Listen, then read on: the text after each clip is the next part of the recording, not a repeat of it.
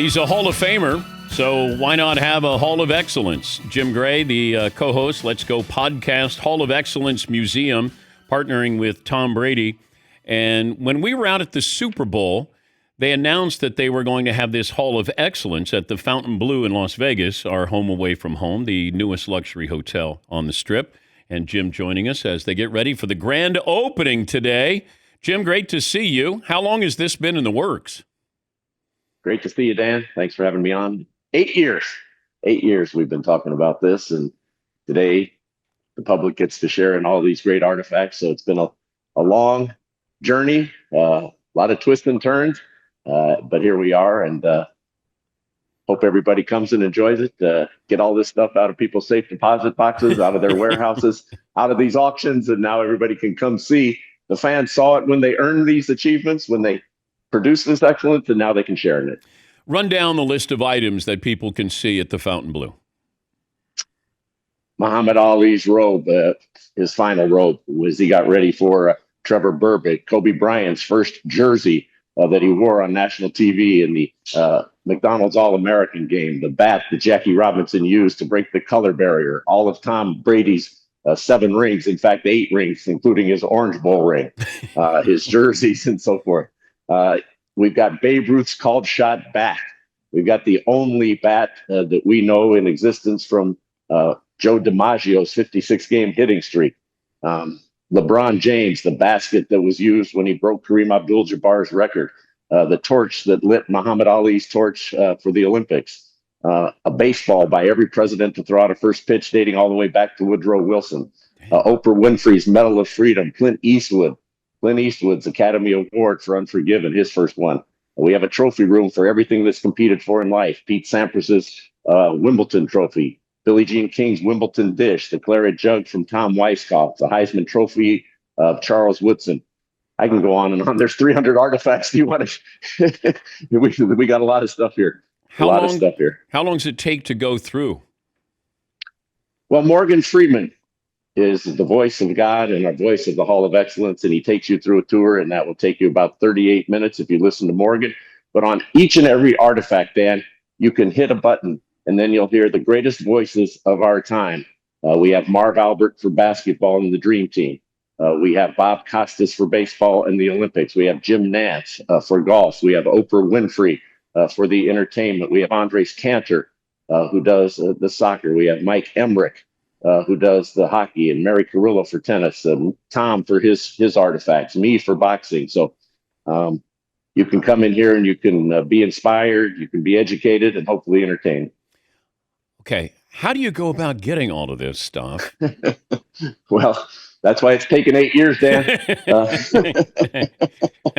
I've called in every favor from everybody. And when you're calling with Tom Brady's name attached, it opens all of the doors. And I had a bunch of stuff that had been given to me over the years by all of these great athletes. And they didn't give it to me because they wanted me to give it away or to sell it. They gave it to me because they wanted me to have it. So now I wanted to display this. I don't have children, so there's no one to pass it on to. So why not let the public come in and see it and get these things into a place? And the Fontainebleau Hotel has just been a great partner. Jeff Sofer, you stayed here. Yeah. You were here for the Super Bowl. This place is spectacular, and they've been a spectacular partner to work with. Is Tom Brady nostalgic? Is he a collector? He is. He's been collecting things since the day he went to the catch, and he came home with that styrofoam finger number 1 that he was waving when Dwight Clark caught that pass from Joe Montana. He collected cards. He's very into this. He comes in here and he spends hours, and he's just astonished. He's moved by it because, Tom has often said that anybody can be great. You can be great for a game. You can be great for a season. But what about the sustained test of time? That's what excellence is. And it was Al Davis who said commitment to excellence. And of course, we're here with the Raiders. Al was a dear friend of mine. And Al, we'd have many, many dinners, hundreds of dinners back in Los Angeles when the Raiders were there. And he once said to me he wanted to have a Raiders Hall of Fame. And I said, you know what, Al, great idea. You should call it the Hall of Excellence. And he said, Jimmy, that's a pretty good idea. Unfortunately, he never got to it in his lifetime. Perhaps Mark Davis will build one here. But that's where I came up with the germ of this Hall of Excellence. So I said this to Tom about 8 years ago. I said, I've got all this stuff. And he broke some record. I said, what do you do with all this stuff? He said, I put it down in my closet and I've got a storage room. And I said, we should do this. And that's where the germ of the idea came. And that's how we've gotten here today. How do you think that movie is going to portray John Madden and Al Davis that's set to come out? They better get it right. They better get it right. I hope they get it right. It's a tribute to them that they're doing it. But if they screw around and jag it all up and make it all wrong, that would be a shame. But I hope that the people who are doing it are diligent. And Madden's an icon. Al's the only man. Al's the only man in the history of football to be a scout, an assistant general manager, a president, a head coach, an assistant coach, and a commissioner. So he's one of a kind. So I hope they get it right. And with John Madden, what did he have? A 10-year career as a coach? But Yep. I like people don't really think of him as a coach. Like when you say, "Oh, he was a great coach," and they go, "He coached," they think of video games and being a broadcaster there. But I think he won 100 games in those 10 years. He was the fastest to win 100 games and get that percentage at the time. And yeah, we have a tribute to John Madden. I lived at John's house. I was like the guy who came for dinner and never left at the Dakota when I got my first job at NBC back in the late 80s. And so I stayed there.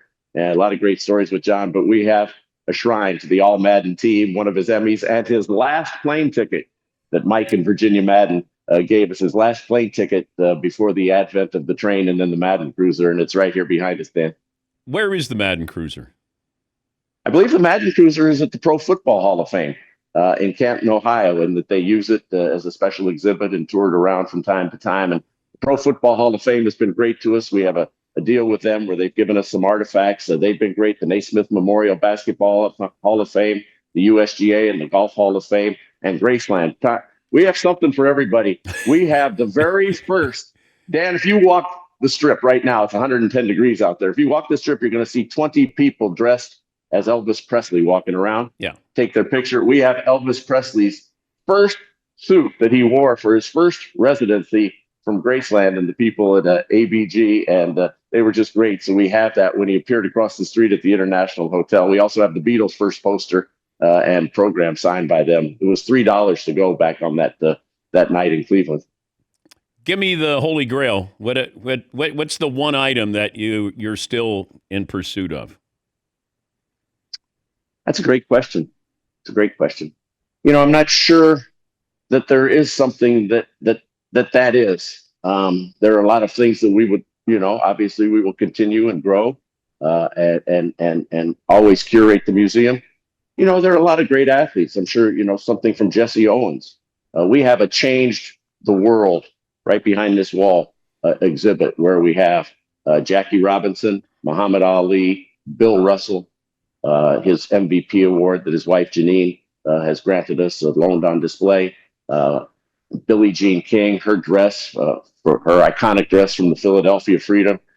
Jim Brown's helmet when he broke the record as a Cleveland Brown, and Kareem Abdul-Jabbar. So, we're always looking for people who change the world. So perhaps Jesse Owens for his great feats, what he did at the Berlin Olympics. And, right in front of me is Simone Biles and Shohei Ohtani and Tom Shoes from when he came back from 28-3. So we've got so many great items here, but there's always room to improve.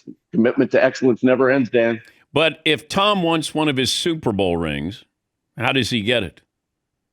He calls us up and he says, I want to wear this tonight. And guess what? Everybody who's loaned us, every single person who's loaned us, the day they want it back is the day we give it back. And so Tom will come and take his ring and, we'll say temporarily unavailable, come back tomorrow.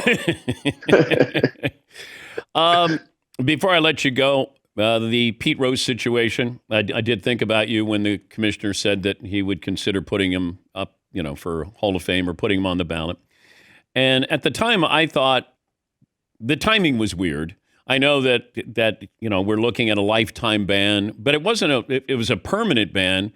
It wasn't his lifetime. And then they changed it to a lifetime ban. And then there was some wiggle room, President Trump's role in this with the commissioner. And I did think of you, of what you think. How does baseball honor Pete Rose? Dan, I've always said this. We do not live in the Soviet Union. Pete Rose's accomplishments are his accomplishments, and we should not be trying to erase them. What he did on the field was the greatest hitter of all time by the numbers, and that should be acknowledged, and he should be in the Baseball Hall of Fame.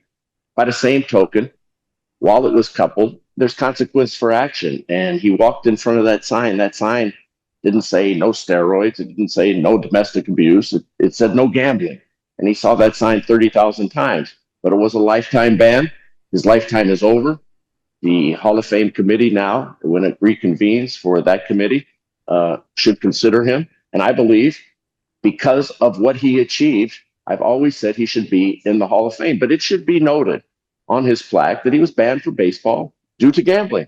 And that was a part of his life. And that should be a part of the plaque. But yes, his records are his records. And if you have his bat in there for breaking the record, and you have his uniform or one of the balls or whatever it is that Cooperstown displays, he's in the Hall of Fame. And when his plaque and when his time is done, the shame of it is that Pete didn't get to see it while he was alive. That the reform that Commissioner Giamatti asked him to reconfigure his life, that didn't happen, and that's sad, and that's sad for him. He's gone now, and sad for his family. And it's just all kind of too bad because what he did on the field and what he achieved on the field, was so super, so great. How do you differentiate Pete from Barry Bonds, who did it on the field, but under, certainly a cloud of suspicion that what Pete did on the field wasn't under suspicion, but certainly Bonds, what he did, can you put him in the Hall of Fame?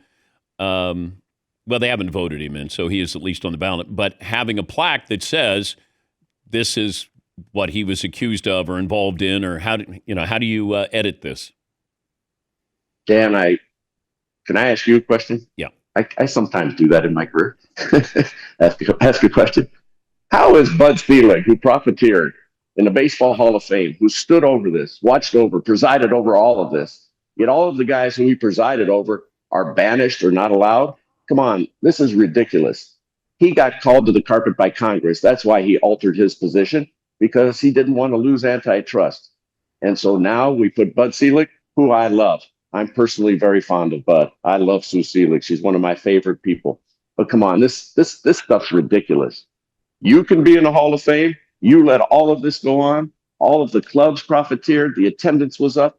This was what, I don't want to say it was the standard, because I don't want to besmirch the people who didn't. But I'm saying this was prevalent. And there are a lot of guys who are under this cloud. And so I would hope that at some point baseball would find a way to have the grace to say this was a part of our life. Let's denote it. Mm-hmm. Let's show it. Let's explain it. And let's move on. Barry Bonds was great long before anything that he was accused of. Okay? So I believe he belongs in the Hall of Fame. That's my personal opinion. I don't like anybody who cheats. I don't like anybody who skirts the rules. I don't like when it's under a cloud of suspicion or that somebody has an advantage.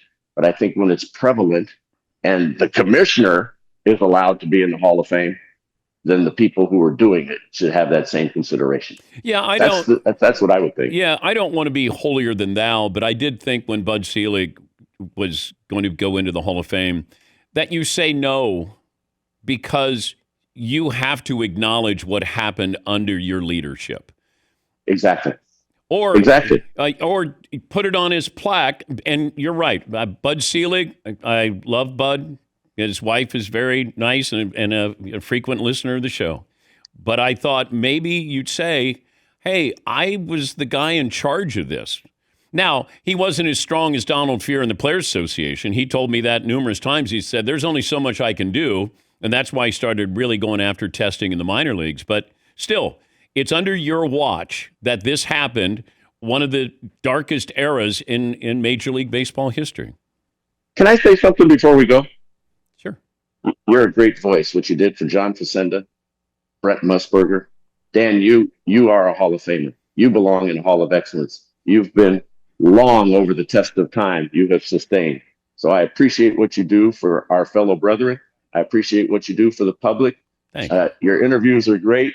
You're great. You're personally a friend of mine. I'm biased, but you're just spectacular, and you belong in the Hall of Fame, in all these halls of fame. And I thank you for what you do for all of us. And it's a lifetime of achievement, and you've been spectacular. And I want to say that because you go to bat for everybody, and all of us should be batting for you. Would you like a Sports Center suit that I wore to put in the Hall of Excellence, Jim? I mean, we will hang that proudly. Okay. We have a football here. We do have a football here that was given to me by Mark Davis, Bobby Romansky, and Dick Romansky. The Romanskys are the only people who've ever been in the equipment room for the Raiders. It's signed by every Super Bowl announcer all the way through 45 that's in a case here. Every Super Bowl announcer, going back to Ray Scott and Kurt Gowdy, who did Super Bowl #1. Howard Cosell's on there, Madden and Summerall, all the great names. Wow. So, yes, Dan, send your suit, please. I'll see With you the big soon. ESPN patch. Yes. The big ESPN Getty patch. Please. I have my ESPN patch around here somewhere. Berman gave it to me, my magnetic ESPN patch. Hopefully I'll see you there maybe in the fall out in Vegas, Jim. And thank you again. You did a wonderful job. Thank you, Dan. Appreciate it. That's Jim Gray. He's in the Basketball Hall of Fame, the Boxing Hall of Fame, and it's the Hall of Excellence. You'll find that at the Fontainebleau Hotel, the newest luxury hotel on the Strip. We'll take a break. We're back after this Dan Patrick Show.